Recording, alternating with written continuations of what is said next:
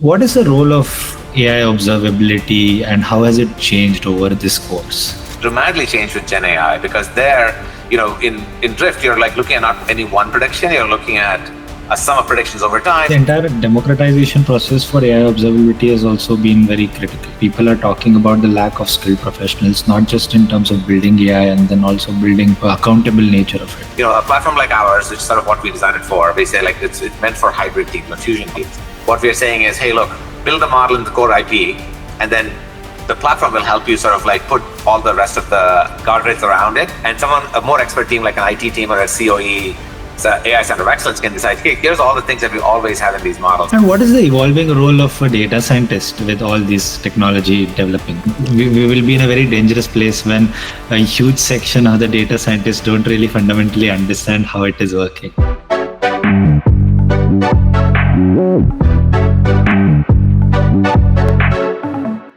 Hello and welcome everyone to the next episode of the AIM Media House podcast Simulated Reality. Today we have with us the Chief Product Officer of DataRobot, Venky Veeraraghavan. Venky, thank you for joining in. How are you doing today? I'm doing great. Thanks. I'm very happy to be here. Fantastic. Venky, we are going to talk about AI observability and especially, predicting unexpected behaviors at scale, right? And this is a topic that your team suggested we talk about. Firstly, before we dive into the subject itself, why were you passionate about especially this subject and what made you speak about it? So, I think a lot of people. Thanks for inviting me. And I think DataRobot has been building an AI platform for a long time. And we started with AutoML, did MLOps, and when Gen AI came along, it was very clear that we are not going to be the team that's going to be building the large models. And that's there's a set of so the question is, how is it useful for others? And so what else can we do in Gen AI that sort of customers value?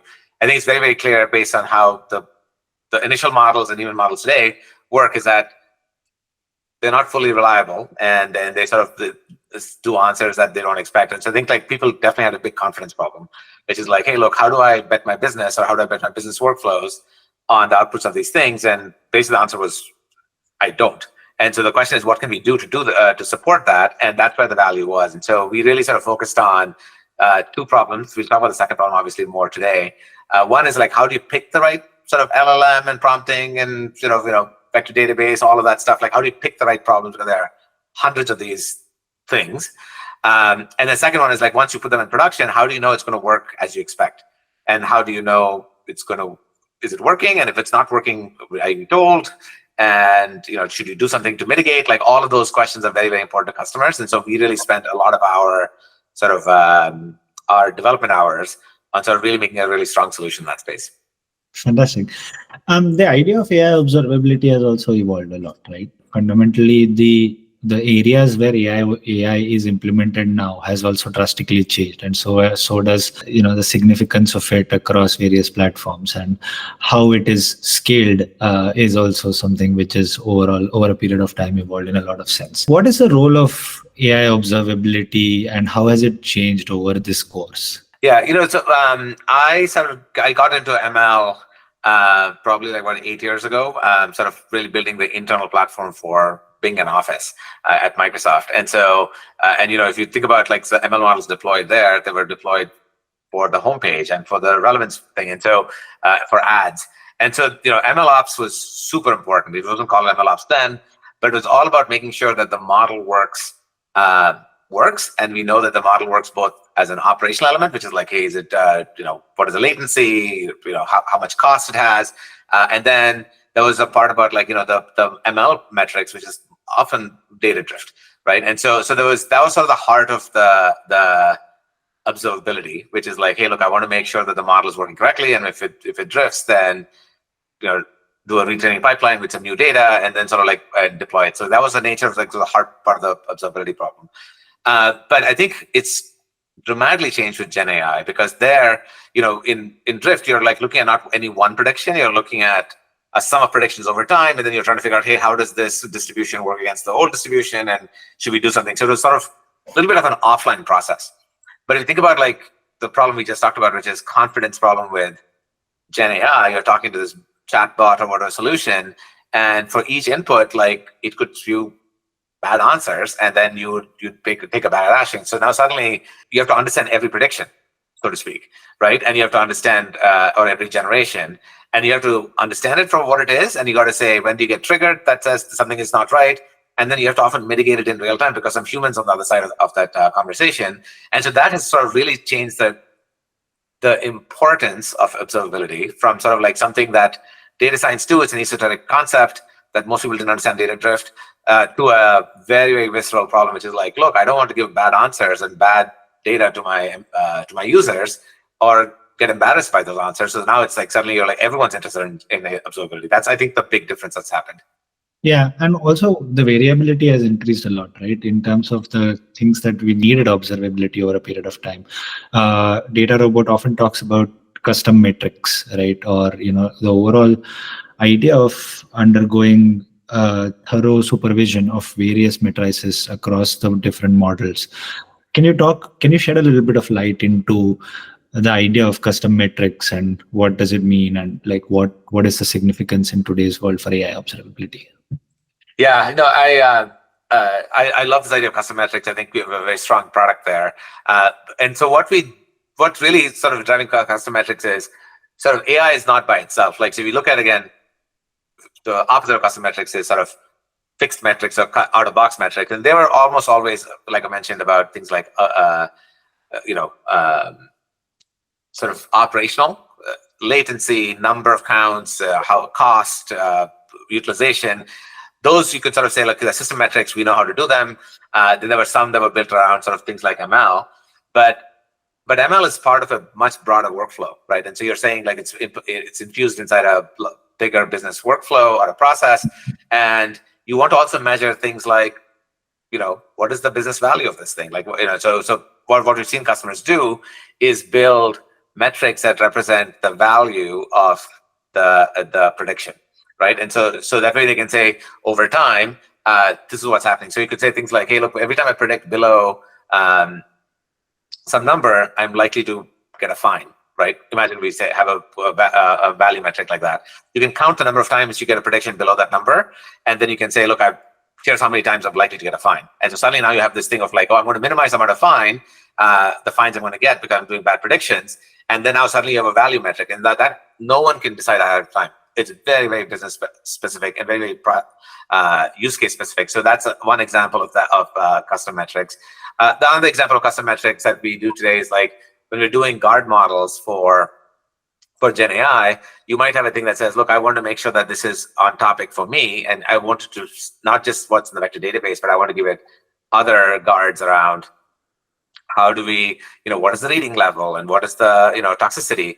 Those guard models are custom. They can be out-of-box metrics, or they can be metrics that you and models you've built yourself that you want to run in there. So I think a framework for measuring lots of these things and sort of being able to sort of add them and subtract them and sort of modify them has become a very critical requirement for AI observability.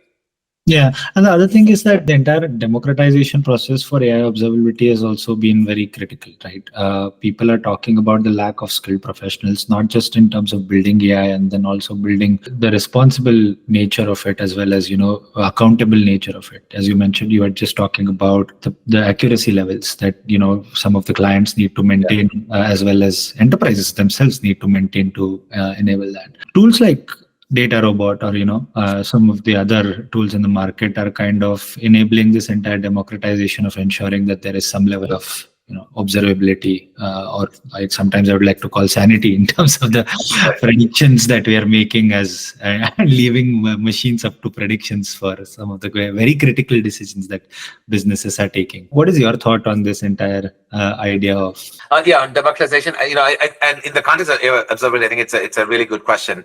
Because the thing is, when you democratize, you're sort of getting the tools and the thing closer to the business owners, the subject matter experts. But they're subject matter experts. They're not ML experts. They're not operations experts. And so the question is, how do you sort of have it both ways? So, a platform like ours, which is sort of what we designed it for, we say like it's meant for hybrid teams, or fusion teams, which is a combination of democratized, business analysts, data analysts, no-code data scientists who are really understand the subject matter really well. But they are not sort of like professional data scientists. How do they build models that make sense in their world? But when they want to deploy it, there's all these other concerns that are non-functional concerns, right? And so then the question is, how do you sort of do that? And so a platform like ours, what we do is we say, look, lots and lots of people, whether it's code first or no code, all can build solutions, but they all get tracked in a single place, our registry. And then when you deploy, you can then say, all of them should have these guardrails and they should have monitoring. And so what we can allow for that is like sort of this, sort of decouple the two things, which is like, hey, look, for you to deploy a model and do it correctly, you have to have an expert because they understand the end-to-end flow. What we're saying is, hey, look, build the model in the core IP, and then the platform will help you sort of like put all the rest of the guardrails around it. And a more expert team like an IT team or a professional data, a COE, so AI Center of Excellence can decide, hey, here's all the things that we always have in these models. We're doing a Gen AI model. We always want to make sure that it always follows our brand guidelines, right? That's a specific kind of guard that says, and we never talk about competitors. Like these are rules that are specific to that company, but they can put it in. And now a person who's building a chatbot doesn't have to actually understand all of that. They're building a customer service chatbot or something else. They sort of deploy it, and then you have all these guards that say, look, I'm putting that automatically in that thing, and I'll always catch it. And you have a way to sort of make sure that when you catch that problem, you have a well-defined response back.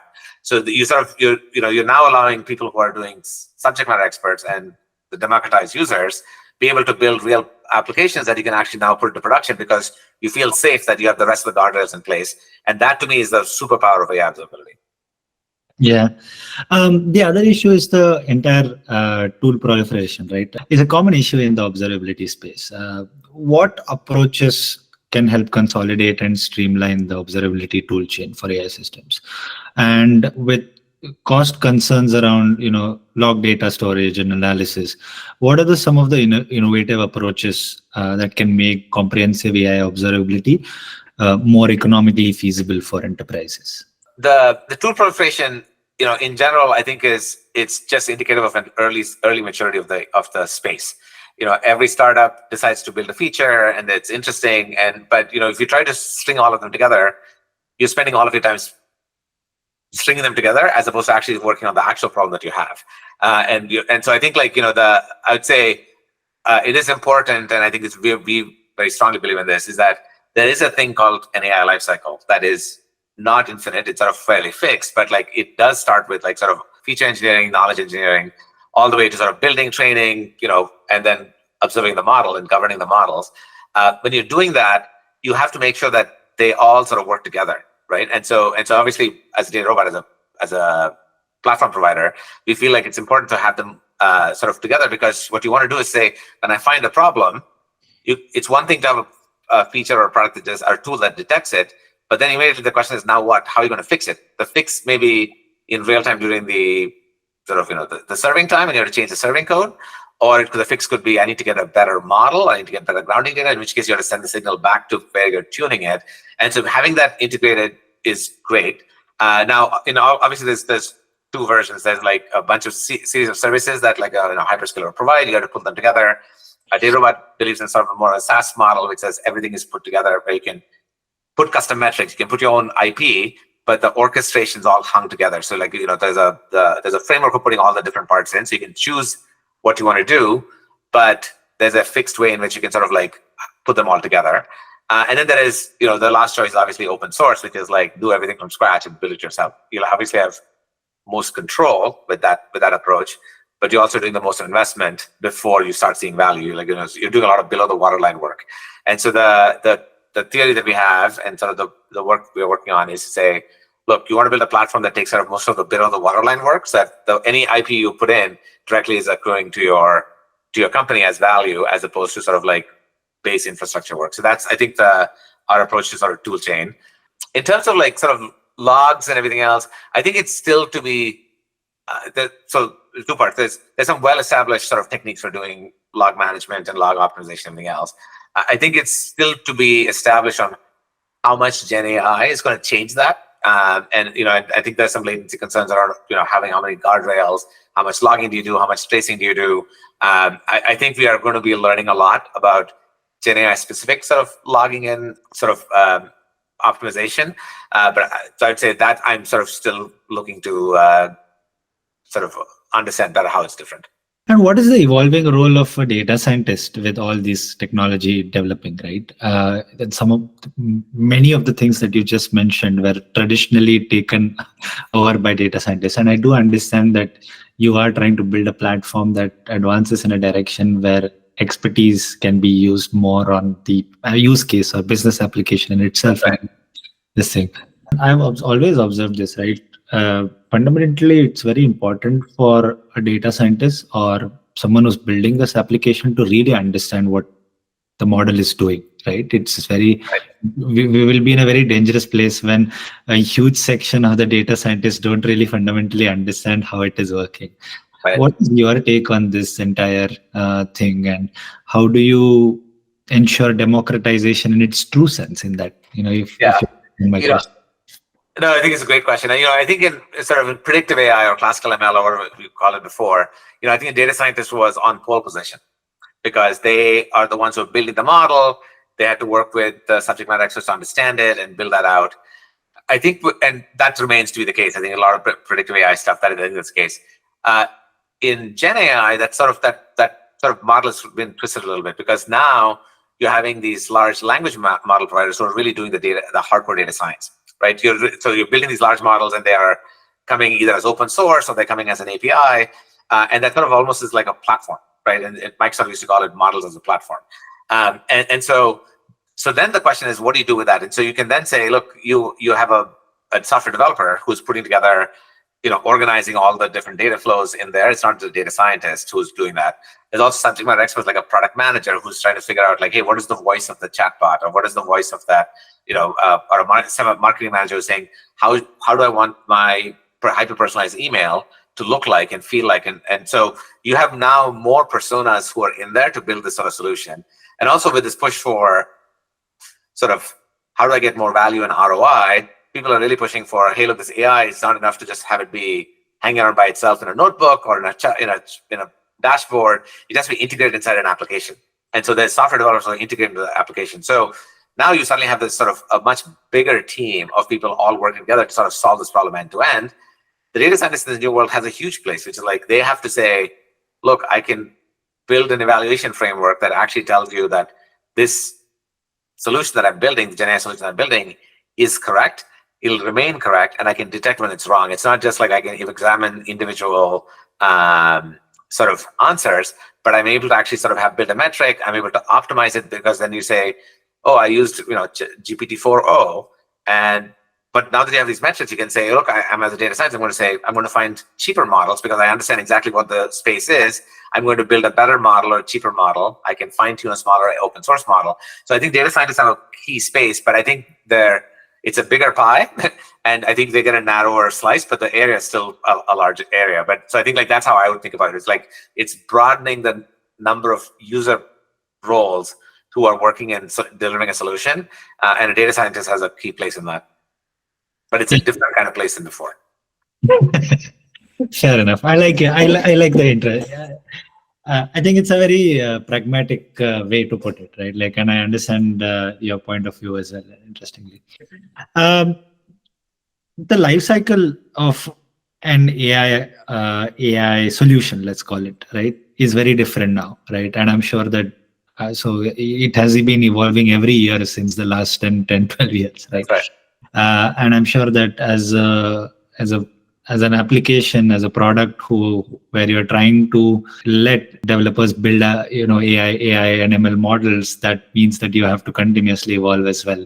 I'm sure that means that your work is always interesting and you're having fun in terms of, as a product officer, you're continuously building newer features and newer this thing. But do you feel sometimes that I just need a break? AI should stop evolving. Then let me just kind of, this product is ready. Now don't let me.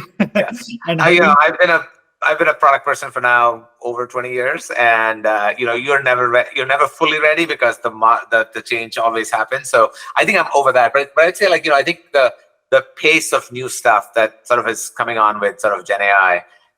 And sort of how big it is. The last time I remember, I'm going to age myself to this group, but when the first internet generation, when Web 1.0 came out, almost every other day we'd learn some new concept and new things, and it was always it was just oh my god, I had to keep up with this stuff. And it does slow down over time because you do find some best practices and things happen. But the best fun you have is when you're figuring it out.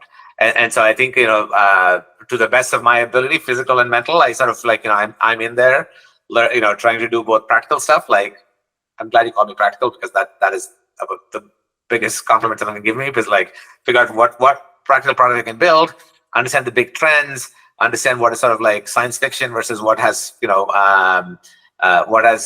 sort of practical merit, and sort of selecting those features and sort of making them usable at scale. That is my job, and so I love that job, and I really spend all my time sort of figuring out, of all the things we could be doing, what can my product and engineering team, what are the things we can do that has the highest bang for the buck for our users? That is my day job, and so I love doing that. And do I get tired? Absolutely. Do I get overwhelmed by, today it's agentic workflows, and today, the next day it's something else, and you're like, yep, that's all true. I have to learn, and I think that's what keeps the job interesting. On that note, I think fantastic to learn a little bit about personal insight into your journey as a chief product officer, trying to build a product where people can build AI/ML.